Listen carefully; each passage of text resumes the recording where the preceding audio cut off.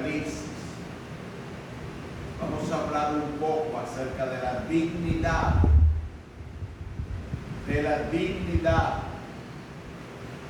del Cordero inmolado. Jesús tiene una dignidad absoluta. Libro de Apocalipsis. Vamos a leer Apocalipsis capítulo 5. Libro de Apocalipsis, la dignidad del Cordero, la dignidad de Jesús. Y vamos a ver tres aspectos de la dignidad del Cordero. Vamos a leer Apocalipsis capítulo 5, del 1 al 10. Déjame por su mente. Dice la palabra del Señor: y vi en la mano derecha del que estaba sentado en el trono un libro escrito por dentro y por fuera, sellado con 7 sellos. Y vi a un ángel fuerte que pregonaba a gran voz: ¿quién es digno de abrir el libro y de desatar sus sellos? Y ninguno, ni en el cielo, ni en la tierra, ni debajo de la tierra, podría abrir el libro, ni aún mirarlo. Y lloraba yo mucho, porque no se había hallado a ninguno digno de abrir el libro, ni de leerlo, ni de mirarlo. Y uno de los ancianos me dijo: no llores, he aquí el león de la tribu de Judá, la raíz de David, ha vencido para abrir el libro y desatar sus sellos. Y miré y vi que en medio del trono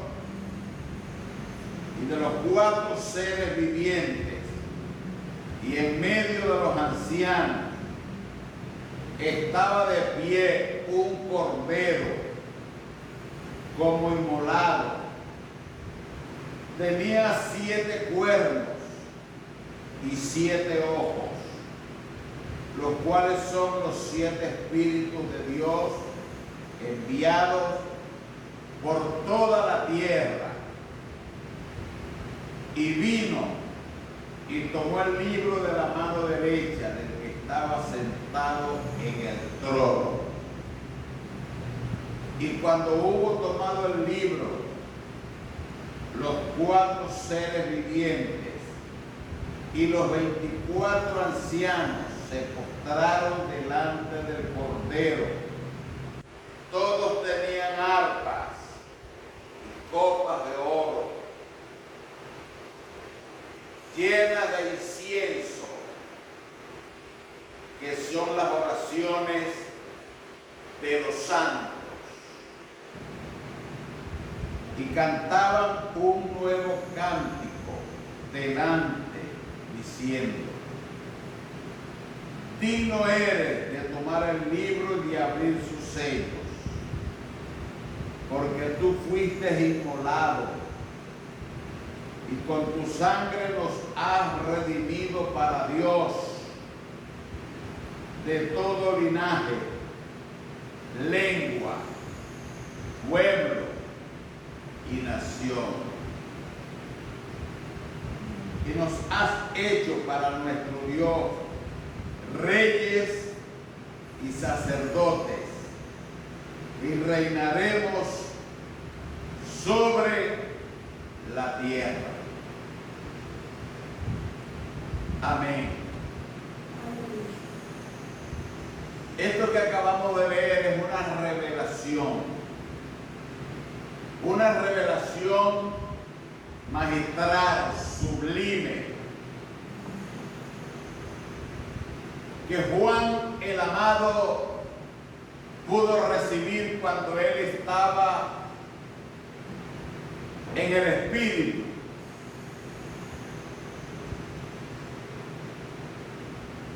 Y cuando fue trasladado de la tierra al cielo. De manera que Juan estaba en el cielo.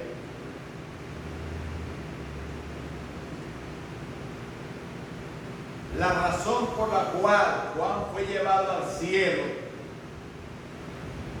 fue para Dios mostrarles las cosas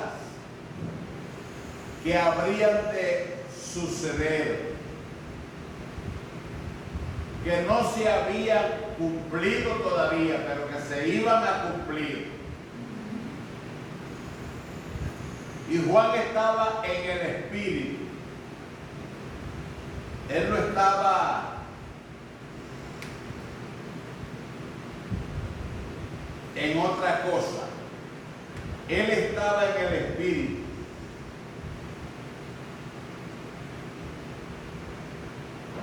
Él mismo lo dice. El capítulo 4, verso 1 dice: después de esto, he aquí una puerta abierta en el cielo.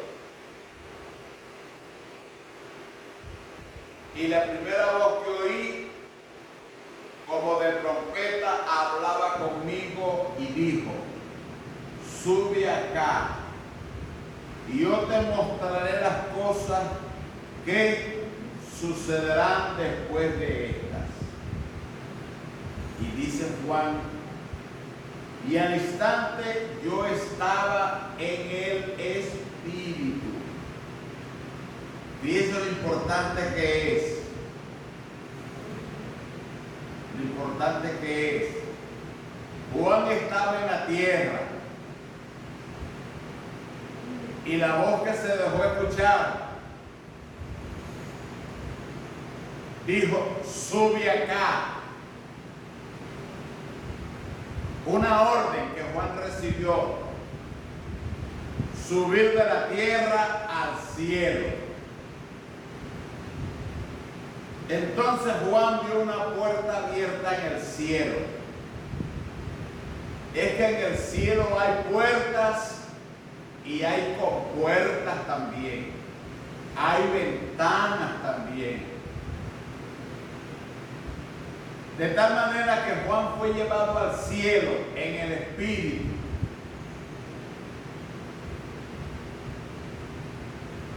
Esto nos da a entender algo importante, que el cuerpo humano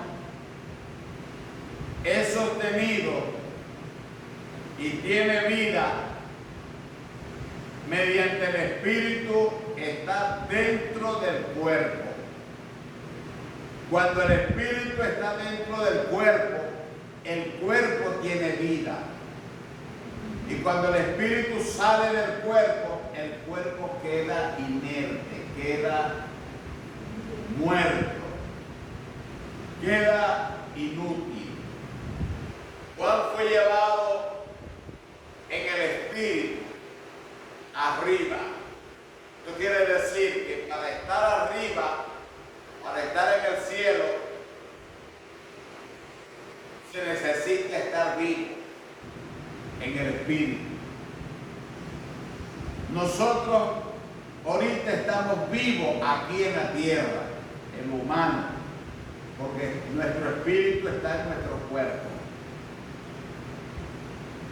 Y mientras nuestro cuerpo está vivo, es señal de que nosotros estamos dentro del cuerpo. Pero cuando el espíritu sale del cuerpo, se va a la presencia de Dios. El cuerpo entra en otra dimensión, en una dimensión espiritual. Entonces, Juan fue llevado al cielo y oyó una voz que le dijo: ve aquí, yo te mostraré las cosas que sucederán después de estas. ¿Después de cuál cosa? Después de estas. ¿De cuáles cosas? De las que Juan había visto primero. Juan primero vio la revelación de Jesucristo. Ya no como él lo había conocido, con un cuerpo limitado, débil, propenso al dolor y al sufrimiento. Ahora Juan ya no lo conocía así. Ahora Juan conocía a Cristo de una manera. Ahora escúcheme, Juan lo llegó a conocer cuando un emperador, no recuerdo si fue Domiciano o Trajano, uno de ellos o fue Domiciano o fue Trajano. Bueno, tanto Domiciano como Trajano eran o fueron emperadores del Imperio Romano, lacayos. Ellos le sirvieron al Imperio Romano. Y ellos eran enérgicos, malos, sanguinarios, asesinos. Ellos mataban a los que creían en Jesucristo. Los mataban, los condenaban, se lo echaban a los leones para que los leones se los comieran allá en Roma, en el ruedo romano. Allá está el ruedo romano en Roma. Los romanos no pueden negar que el ruedo romano nunca ha existido, porque allá está. Ese ruedo allá está en Roma.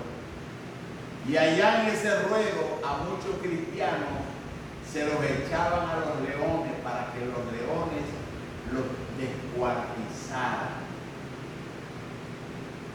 Los bañaban en aceite y les prendían lumbre, los ponían como antorchas en las noches a los cristianos, quemándolos vivos. Entonces Juan, el amado, al que Dios le dio esta revelación del Apocalipsis, él estaba en una isla llamada Patmos y estaba desterrado. Ahí lo mandaron para que se muriera solo, pero él no se murió. Ahí él estaba con el Señor. Mira lo que él dice en el versículo 9 del capítulo 1 de Apocalipsis. Mire: yo, Juan, vuestro hermano y copartícipe de vuestras tribulaciones en el reino y en la paciencia de Jesucristo, estaba en la isla de Patmos por causa de la palabra de Dios y el testimonio de Jesucristo. Por esas dos causas se me hace que fue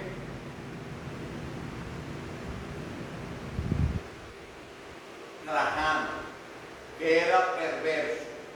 Domiciano también era muy malo. Él estaba en esa isla, abandonado, solo. Entonces, mira lo que dice Juan en el capítulo 1, en el versículo 10. Yo estaba en el Espíritu en el día del Señor, Y oí detrás de mí una gran voz como de trompeta que decía: yo soy el Alfa y la Omega, el principio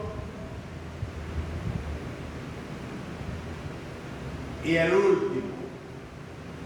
Escribe en un libro lo que ves y envíalo a las iglesias que están en Asia. Y ahí está el nombre de las 7 iglesias que el Señor escogió: Éfeso, Esmirna, Pérgamo, Tiatira, Sardis, Filadelfia y Laodicea. A esas 7 iglesias Juan tenía que escribir lo que el Señor le iba a revelar y mandárselo a las iglesias. Y así lo hizo Juan. Cada mensaje que el Señor mandó a la iglesia era exhortándola, reprendiéndola y solamente animando a una sola iglesia, a la iglesia de Filadelfia. Fue a la única que el Señor la alabó, porque ella estaba haciendo lo que era correcto.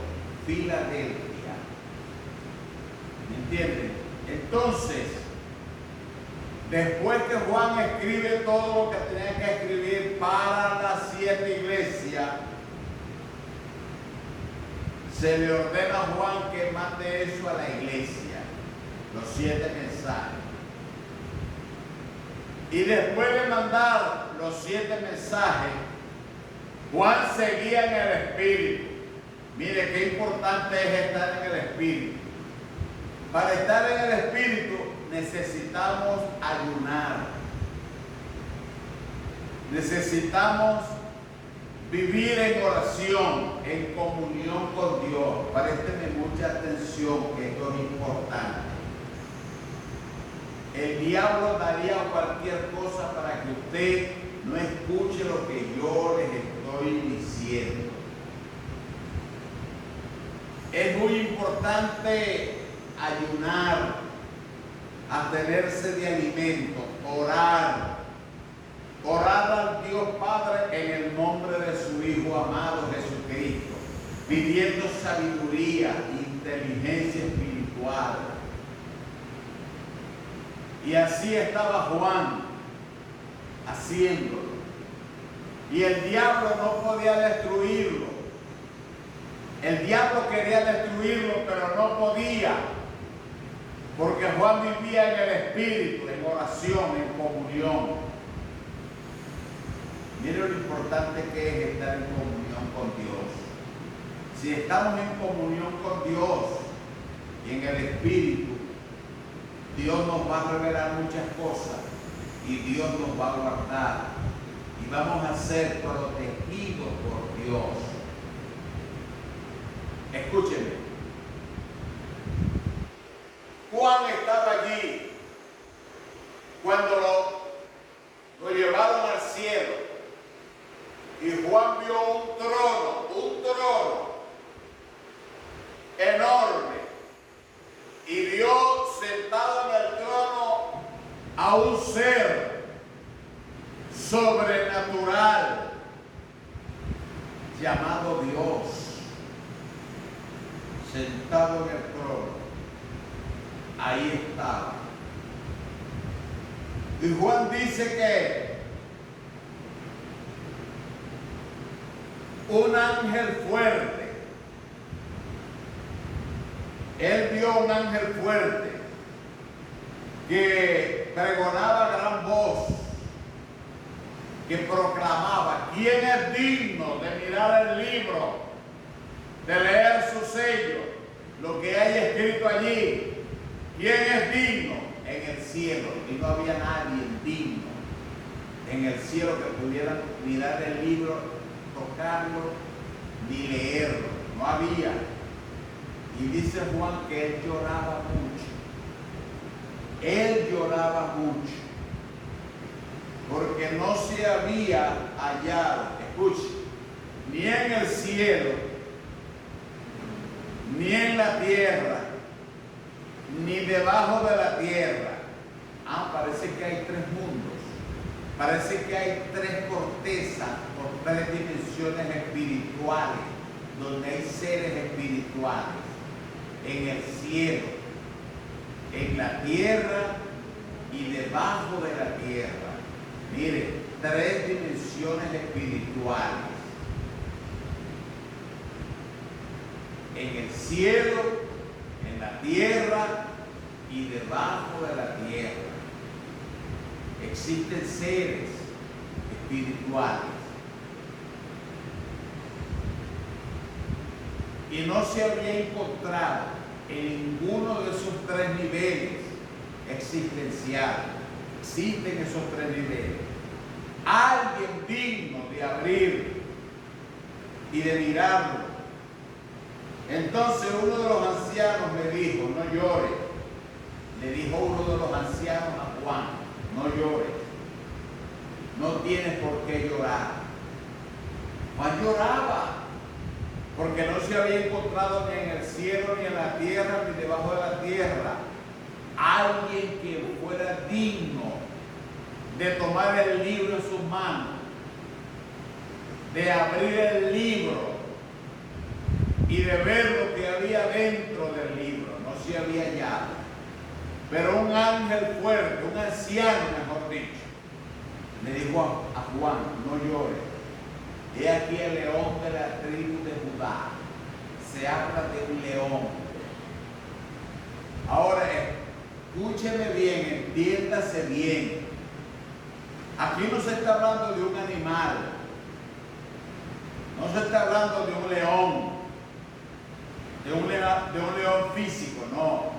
Se está hablando de las características esenciales de esa criatura. Se dice que el león es el rey de la selva. Y se dice que a Juan se le dijo el león de la tribu de Judá. ¿Saben por qué? Porque Israel tuvo 12 hijos. 12. Israel tuvo 12 hijos. Y cada hijo que Israel tuvo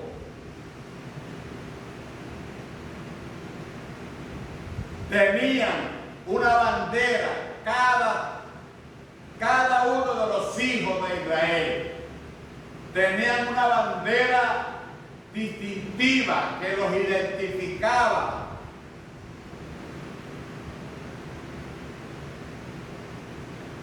De manera que Judá era una de las tribus de Israel. Judá. La palabra Judá significa alabanza, adoración. Judá. Y era una de las tribus que iban a la cabecera, en la parte delantera. Cuando iban a pelear, la tribu de Judá era la que iba adelante, al frente. Ellos tenían cantores, tenían guerreros valientes. Ellos tenían aquellos que vociferaban las alabanzas y animaban al pueblo a pelear, a guerrear, a vencer al enemigo. Y la emblema de su bandera era un león. Entonces este anciano le dijo a Juan, no llores, he aquí el león de la tribu de Judá. Pero ¿quién era ese león? Jesucristo, el Hijo de Dios. Jesucristo era el Hijo y es el Hijo de Dios. Esa tribu representaba el poder y la alabanza de Jesucristo, el Hijo de Dios. La tribu de Judá la raíz de David, así se le conocía a Cristo, la raíz de David. Porque Cristo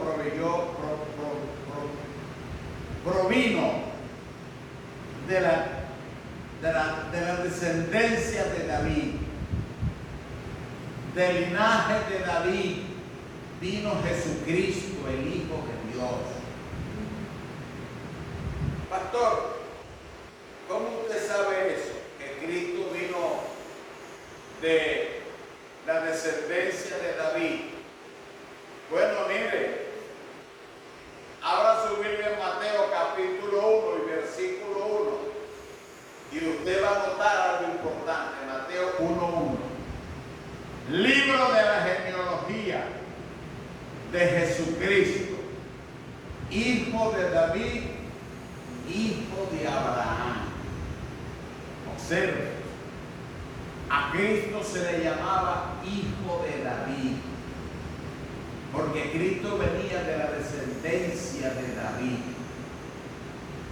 Todo el mundo gritaba: Jesús, hijo de David, ten misericordia de mí. Y todo el mundo gritaba a Jesús, quien es del linaje de la tribu de David.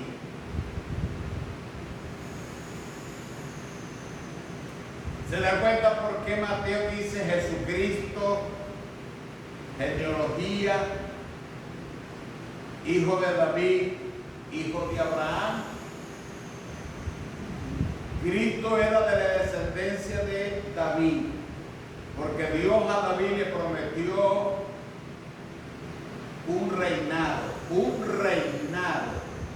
que sería indestructible. Y a Abraham Dios le prometió todas las promesas que están aquí en la Biblia escrita.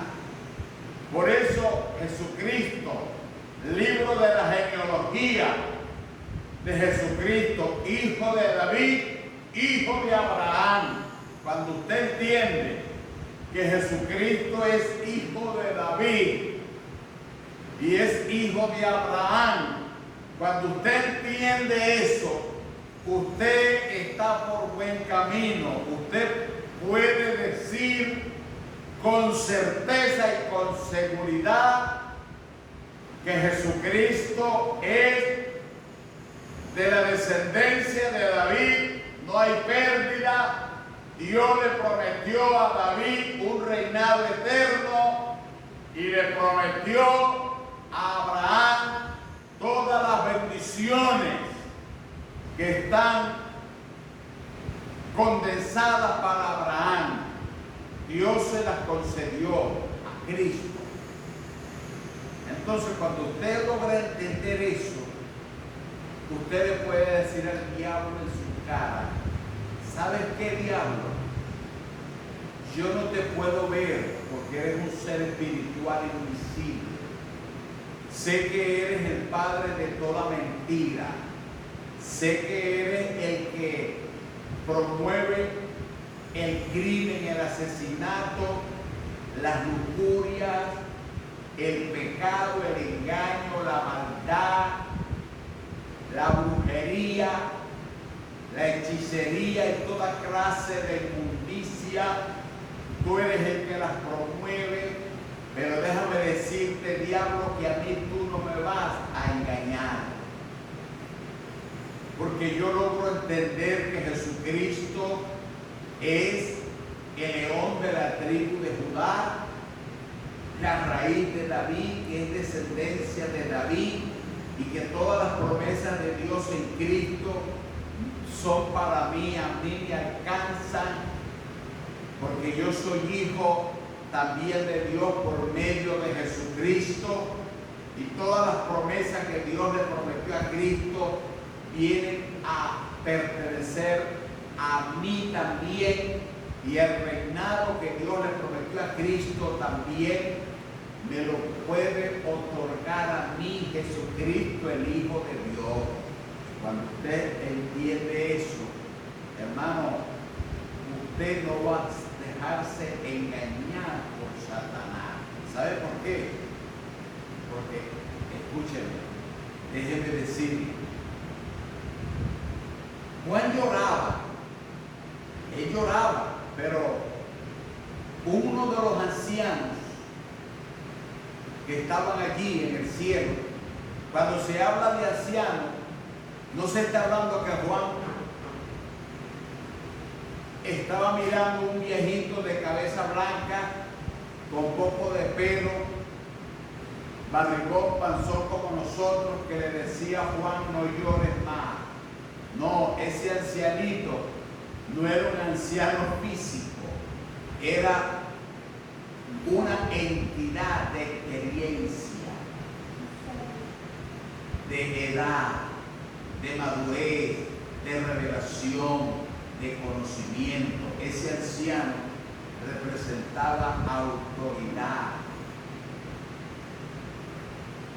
Entonces, cuando este anciano le dijo a Juan, no llores, he aquí el león de la tribu de Judá, la raíz de David, él es el que ha vencido y va a desatar su sello. Y entonces miré y vi en medio de los cuatro seres vivientes, escuche, Juan vio en medio de los cuatro seres vivientes. ¿Sabe? Esos cuatro seres vivientes, ¿sabe quién eran?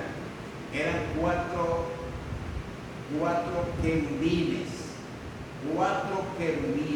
cuatro seres espirituales de mayor cuantía, de fuerza, de dominio, de autoridad. Esos cuatro seres vivientes, miren, no eran seres humanos. Miren lo que dice el capítulo 4, el versículo 5. Y del trono salían relámpagos y truenos y voces. Delante del trono ardían 7 lámparas de fuego, los cuales son los 7 espíritus de Dios. Y delante del trono había como un mar de vidrio semejante al cristal, junto al trono y alrededor del trono 4 seres vivientes llenos de ojos delante y detrás. 4 seres vivientes. Esas criaturas eran querubines. Unas criaturas que si nosotros las vemos ahorita, nos morimos del espanto, del susto. Y ahí estaban esas 4 criaturas, protegiendo el trono de Dios. Esas 4 criaturas eran querubines, unas criaturas llenas de poder, llenas de fuego, llenas de autoridad.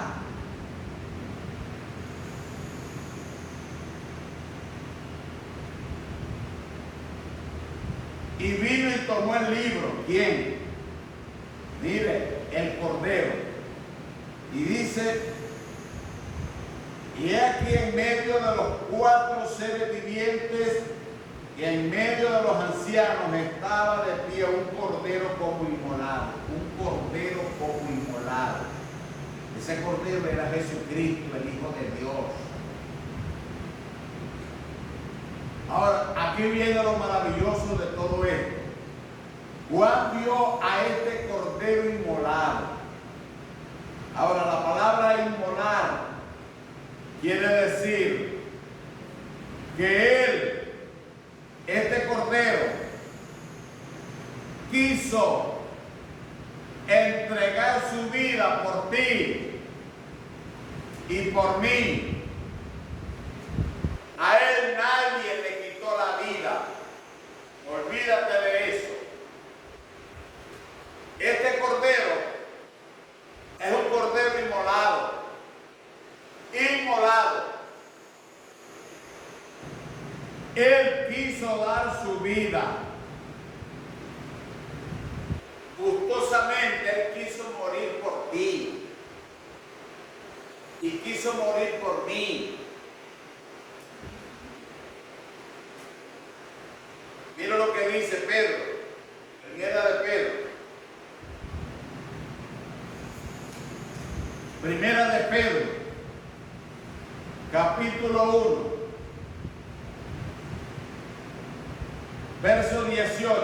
Mire, sabiendo que fuisteis rescatados de vuestra vana manera de vivir, la cual recibiste de vuestros padres, no con cosas corruptibles como oro o plata, sino con la sangre preciosa de Cristo, como un cordero sin mancha y sin contaminación, ya destinado desde antes de la fundación del mundo. Escuche.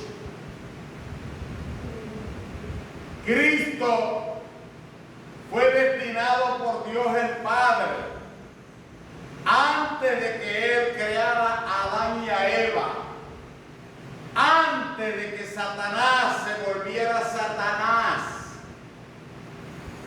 antes de que Dios creara a los ángeles. Dios había determinado que su Hijo amado, antes de que Dios creara el mundo, la tierra, el universo y todos los planetas, Dios había determinado que Cristo iba a morir inmolado, que Dios lo iba a inmolar, que Él iba a entregar su vida, que Él iba a derramar su sangre por la humanidad. El diablo no sabía eso. Satanás no sabía eso. Los demonios no sabían eso. Los gobernadores de las tinieblas no sabían eso. Los príncipes y potestades del aire no sabían eso. Los extraterrestres que andan por ahí la gente hablando de ellos no son marcianos, son demonios, espíritus del diablo. Esos espíritus del diablo no sabían que Jesucristo iba a derramar su sangre para salvar a la humanidad. Si el diablo hubiera sabido eso, no le hubiera dado muerte a Jesucristo, el Hijo de Dios. Porque con el derramamiento de la sangre de Cristo, nuestras vidas iban a ser rescatadas, compradas. Pastor, ¿cómo así? Véngase a leer conmigo Romanos capítulo 5.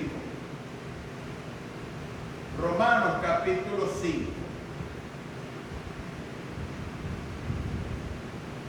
Miren lo que dice Romanos capítulo 5, verso 6. Porque Cristo, cuando aún éramos débiles, a su tiempo murió por los impíos. Observe. Cristo a su tiempo murió por los malos, los impíos. Ciertamente apenas morirá alguno por un justo. Con todo pudiera ser que alguno muriera por el bueno. Mas Dios muestra su amor para con nosotros en que siendo aún pecadores, Cristo murió por nosotros. Pues mucho más, estando ya justificados en su sangre, por Cristo seremos salvos de la ira de Dios. Porque si siendo enemigos fuimos reconciliados con Dios por medio de la muerte de su Hijo, mucho más estando reconciliados seremos salvos por su vida. ¿Cómo la ve? Mucho más seremos salvos por su vida. Dios le amó tanto a usted que Él quiso que su Hijo derramara su sangre en la cruz. Y esa sangre iba a extirpar el veneno, iba a matar la ponzoña de la serpiente. serpiente. Mire, hay serpientes en esta tierra que son mortíferas.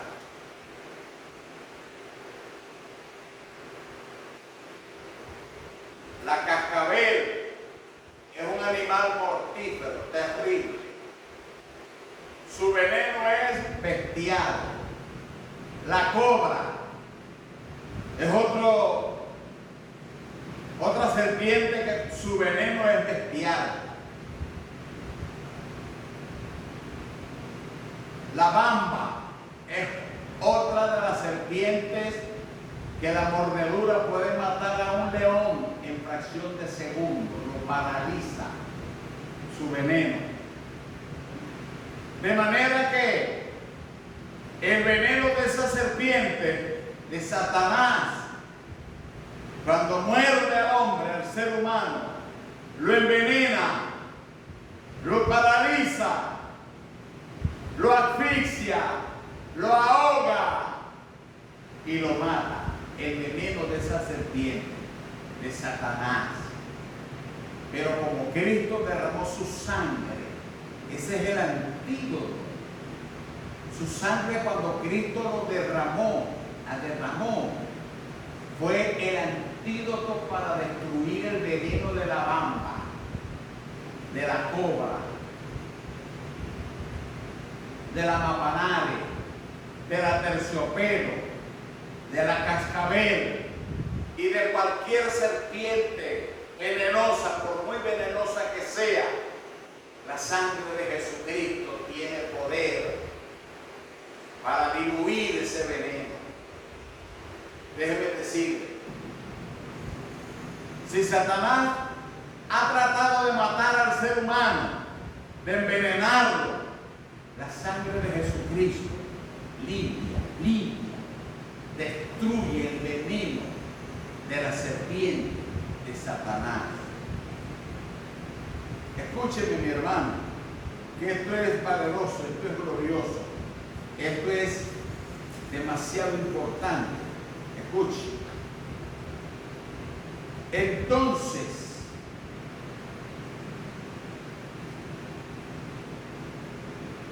Juan vio y vi en medio del trono y de los 4 seres vivientes, en medio de los 4 seres vivientes, esos 4 seres vivientes representaban 4 querubines poderosísimos, y en medio de esos 4 querubines estaba el Hijo de Dios, Jesucristo, estaba parado allí. Y vino y tomó el libro, el Cordero tomó el libro. Escuche. Y cuando el Cordero tomó el libro, los 4 seres vivientes y los 24 ancianos, ¿quiénes representan esos 4 seres vivientes? Representan a 4 tipos de criaturas que estaban allí.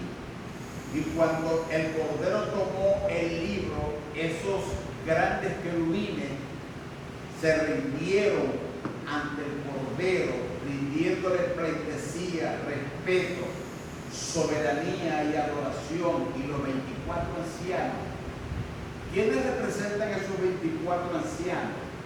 Representan a los 12 apóstoles que anduvieron con el Señor Jesucristo en esta tierra, y los 12, son 24, y los 12 ancianos que gobernaban en el tiempo de Moisés a las 12 tribus de Israel. Recuerden, 12 tribus de Israel.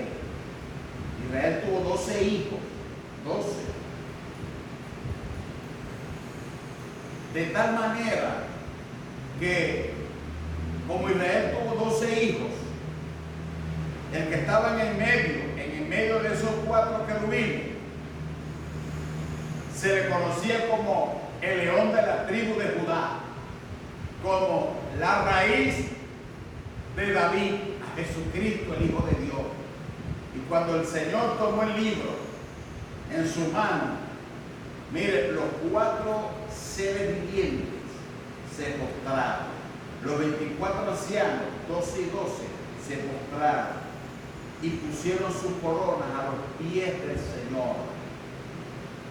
Y cuando hubo tomado el libro, los 4 seres vivientes y los 24 ancianos se postraron delante del Cordero. Todos tenían arpas y copas llenas de oro. Escuchen, tenían arpas y copas de oro, que son esas copas de oro llenas de las oraciones de los santos. Nuestras oraciones que aquí hacemos, los ángeles vienen y echan esas oraciones, esas peticiones en copas de oro y se las llevan arriba ante el trono. Mire, y cantaban un nuevo cántico diciendo: digno eres de tomar el libro y de abrir su sello. Aquí estaban los 4 seres vivientes y los 24 ancianos, dándole al Señor la dignidad. Eres digno. Eres digno. ¿Por qué? Porque tú fuiste inmolado. Esa es la primera consideración de los 24 ancianos y de estas cuatro criaturas poderosísimas, que le dicen al Señor: tú eres digno, porque tú fuiste inmolado. Tú fuiste inmolado antes de que Dios creara la tierra, el cielo, el universo, el sol y todos los planetas. Antes de que Dios hiciera todo eso, tú fuiste inmolado en la eternidad. Tú decidiste entregarte y el Padre aceptó con valentía tu decisión de morir, de derramar tu sangre. ¿Cuándo? Cuando se cumpliera el tiempo. Mire, el diablo pensaba que haciendo lo que él estaba haciendo, él pensaba que iba a salir vencedor. Pero el diablo no iba a salir vencedor, porque Cristo lo iba a vencer. Lo iba a doblegar, le iba a quitar su veneno.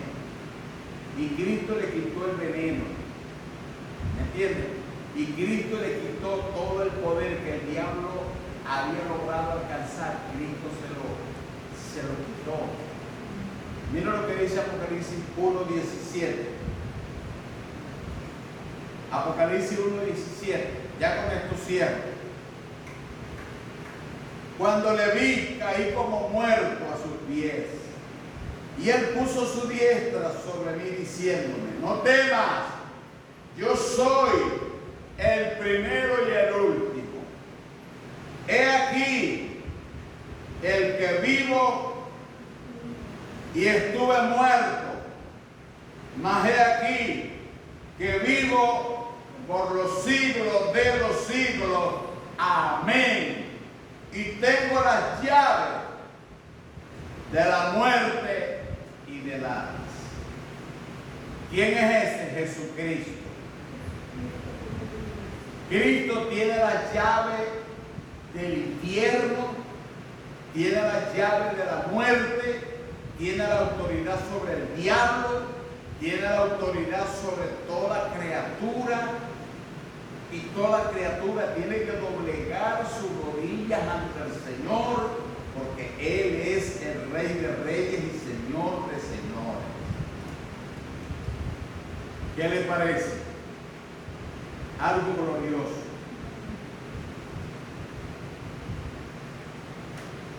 Esto nos hace a nosotros más que vencedores. Más que vencedores. ¿Por qué cree usted que Pablo dice que somos más que vencedores? ¿Por qué cree usted que Pablo lo dice? Pablo, el apóstol. No, porque él lo quiso decir, porque él no tenía nada que decir. No. Pablo lo dice porque Pablo estaba seguro que así era. Romanos, capítulo número 8.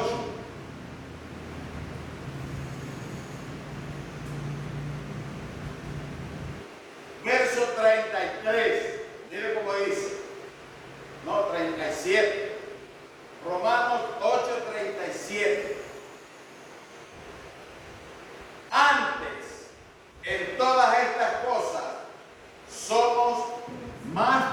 vencedores por medio de aquel que nos amó. ¿Quién fue aquel que nos amó? Jesucristo, el Hijo de Dios. Entonces Pablo dice que somos más que vencedores. Mire, con esto cierro. Déjenme decirle algo. Ayer, anoche, fue la pelea entre Canelo Álvarez y Eric, no me acuerdo el apellido, Eric Berlanga, ok. Y entonces, en uno de esos rounds, los dos se prepararon antes de la pelea. Eso estaba full, estaba ese estadio. Pero costó prepararse. Canelo se preparó bien. Se abstuvo de comer mucha grasa, de no beber vino ni cerveza, de no comer mucho pozole. Se ejercitó bien, e igual Berlanga, Eddie Berlanga también. Los dos se ejercitaron bien para subir al cuadrilátero, al ring.